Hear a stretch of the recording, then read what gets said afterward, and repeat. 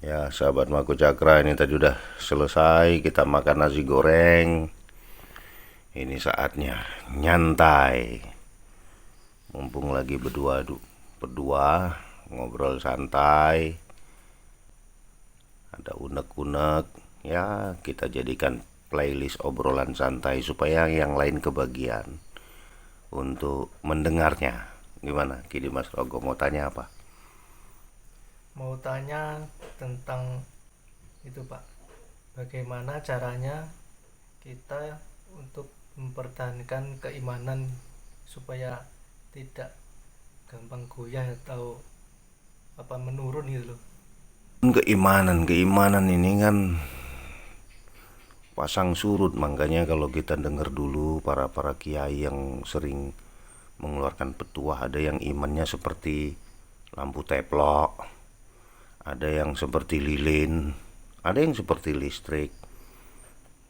Kalau seperti lilin dia mudah goyang, kalau lampu teplok kalau nggak dikasih semprong juga mudah goyang. Sebenarnya keimanan itu sendiri, iman itu apa ya? Kalau kita bilang iman itu kan ada ada 4 tingkatan. Satu, percaya. Dua, iman. Ketiga itu ainul yakin, yakin. Ainul yakin, hakul yakin. Makanya di dalam Al-Quran tuh ada, bahkan ketika kita buka pertama kali Al-Quran itu kan, itu kita lihat surat Al-Baqarah ayat pertamanya itu kita diminta berpikir. Jadi kalau ada ayat Al-Quran yang dimulai dari diterjemahkannya hanya Allah yang tahu, itu mesti memaksa kita untuk berpikir. Contoh, Bismillahirrahmanirrahim. Alif lam mim. Di situ ada ada kata alif lam mim. Tapi begitu kita lihat terjemahannya, kalau nggak tulisan alif lam mim, ya tulisan hanya Allah yang tahu. Dan kita sudah nggak mau nanya lagi. Jadi kita menyebabkan apa sih yang kita baca ini? Padahal Allah, kalau Allah itu sudah nurunkan ke muka bumi, itu meski ada artinya, tapi kita nggak mau bongkar. Ya, anggap aja kalau kita berpendapat alif itu esa, ya, ahad, satu. Jadi kalau kita baca alif lam mim, berarti kita sudah memikirkan bahwa Allah itu satu. Lam itu latifah, lembut, maha lembut, sehingga mungkin kita tidak bisa melihatnya, menyentuhnya ataupun segala macam. Mim di situ adalah makrifat. Tapi kita harus kenal dengan yang satu dan lembut itu. Lalu bagaimana cara membongkarnya kan? Ya kita lihat di ayat selanjutnya. Jadi kita habis baca alif lam mim, sudah tidak mau kita sangkutkan pada ayat kedua, padahal Allah menurunkan wahyunya itu pasti berangkai. Maka ayat keduanya kan, zalikal kitabu la raiba fih hudal lil muttaqin. Zalikal kitabu la raiba fihi hudal lil muttaqin. Jadi diturunkannya Al-Quran ini jangan diragu-ragukan lagi bagi orang yang mutakin. Jadi huda itu petunjuk. Jadi kita diturunkannya Al-Quran itu jangan kita ragukan lagi untuk menjadi petunjuk. Hudal lil mutakin itu untuk menjadi petunjuk bagi orang yang mutakin. Nah ini mutakin tuh artinya percaya. Jadi kalau ada orang percaya, ya yakin naik lagi, ainul yakin naik lagi, hakul yakin naik lagi. Ada 4 tingkatan. Lalu kita tidak mau membongkar, padahal di situ dikatakan diturunkannya Al-Quran jangan diragukan lagi untuk petunjuk bagi orang yang percaya, mutakin. Lalu kita tidak mau membongkar, kenapa? bagaimana sih orang yang mutakin itu, ciri-cirinya gimana, supaya tidak ragu-ragu kemudian kita menjadi mutakin itu seperti apa, itu tidak mau dibongkar karena keterangannya ada di ayat selanjutnya. Orang yang mutakin itu yang seperti apa? Alladzi, yaitu na yu'minuna bil ghaib, yaitu orang-orang yang percaya pada alam gaib. Gimana kita ini mau mengingkari gaib? Lah orang di Al-Qur'an di situ kita disuruh percaya pada yang gaib. Begitu di sini kita mau mendedah gaib, dibilang itu tadi mainan jin segala macam. Padahal kan itu satu pembuktian bahwa benar apa yang dikatakan Al-Qur'an. Allah sendiri gaib, malaikat gaib, takdir ya gaib, neraka gaib, surga ya gaib, pahala gaib, kemudian dosa gaib. Begitu kita ngerukiah orang, wah mainan jin, ngusir hantu mainan jin, gitu. Padahal memang gaib itu adalah pelengkap. Dan oleh Al-Quran, begitu pertama kali kita membaca, nanti kita mendedah Fatihah, tapi ini loncat ke Al-Baqarah, karena di situ baru ayat pertama aja kita sudah ditemukan kata gaib, gitu. Lalu bagaimana supaya kita percaya yang gaib? Kan ada terusannya. Alladzina yu'minuna bil ghaibi wa yuqimuna shalah. Kalau mau mencapai yang gaib itu kita harus dirikan sholat. Kita harus sholat. Kalau kita sholat berarti kita mengaku yang gaib. Karena dengan sholat itu kita menjadi percaya kepada Allah.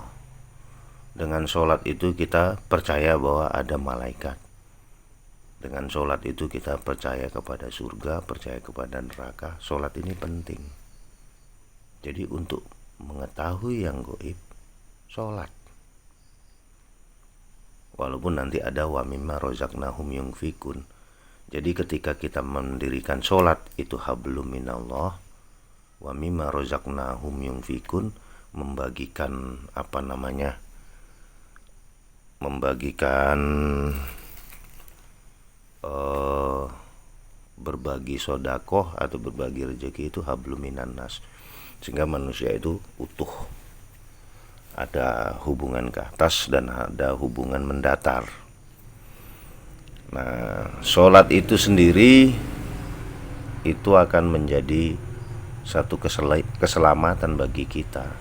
Sebenarnya Allah sudah tunjukkan itu dari tangan kita ini. Jadi tangan kita ini apa sih? Kenapa dia bisa menggenggam? Nah, coba kalau jarinya 2, bisa juga sih sebenarnya, tapi nggak sempurna, nggak kokoh. Kalau direbut mudah, tapi kalau 5-5-nya ini kuat. Kita dedar dulu ya ini ya. Ini jentik ini anggap aja Isya. Ini sholat Isya ini maksudnya.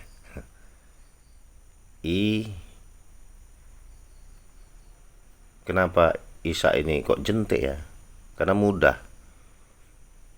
Waktunya banyak. Waktunya itu dari jentik ke subuh. Ini jempol ini subuh nih. Coba panjangnya semana nih? Dari jentik ke jempol ya? Sini ke sini nih. Wah, panjangnya waktunya. Panjang. Jadi antara waktu Isya sama subuh nih panjang. Kalau orang yang suka subuhan itu sip. Karena godaannya kan berat nih. Dari subuh ke duhur nih jaraknya segini. Hitung.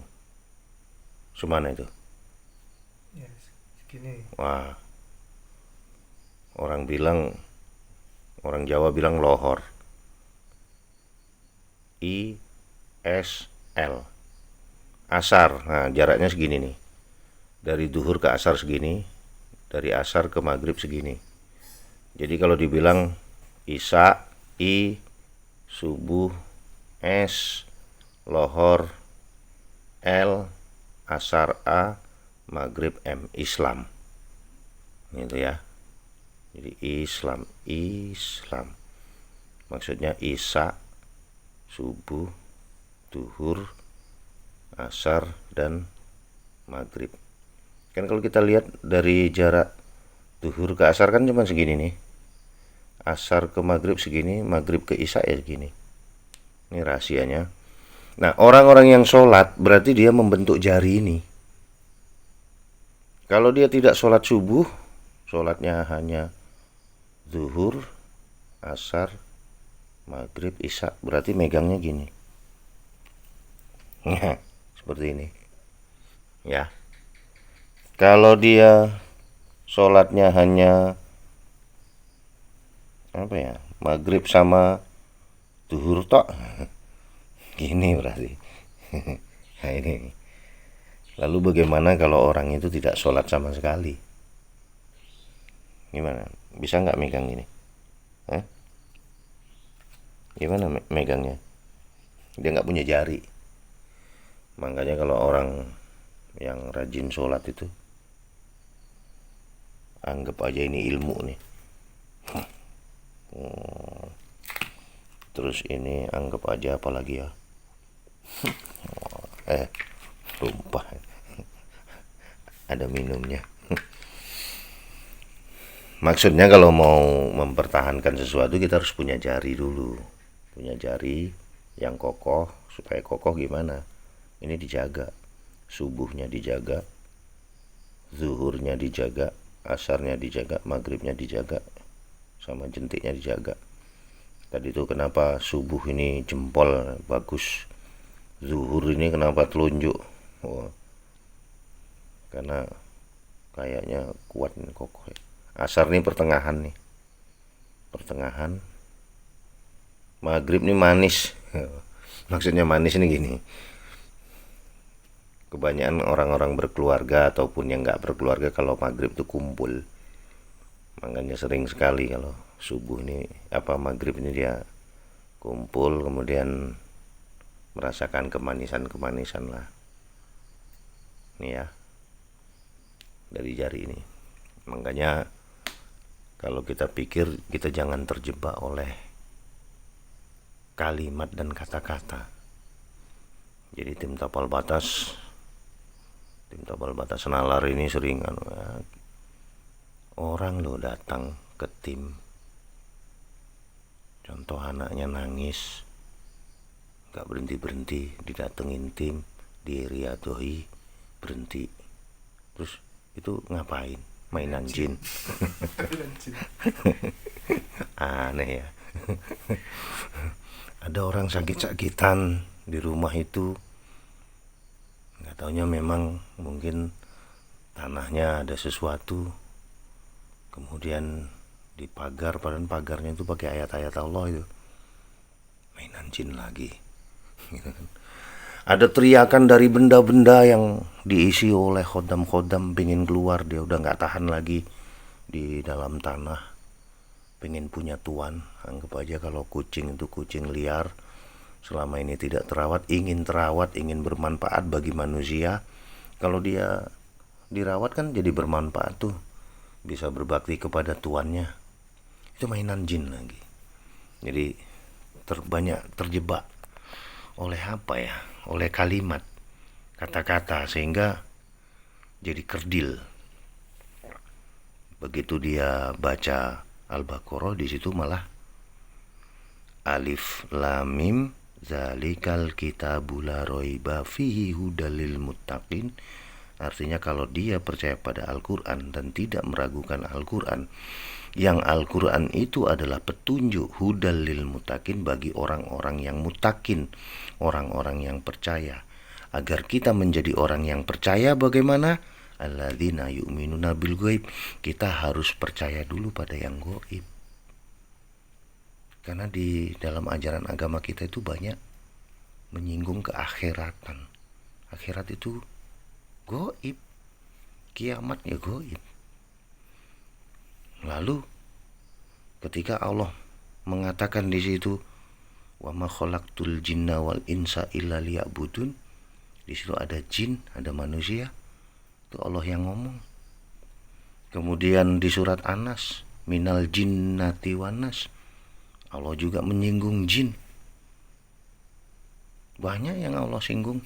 Terus kalau setan ya di surat Yasin ada, ya bani adama alla ta'budu syaiton innahu lakum aduwwum mubin.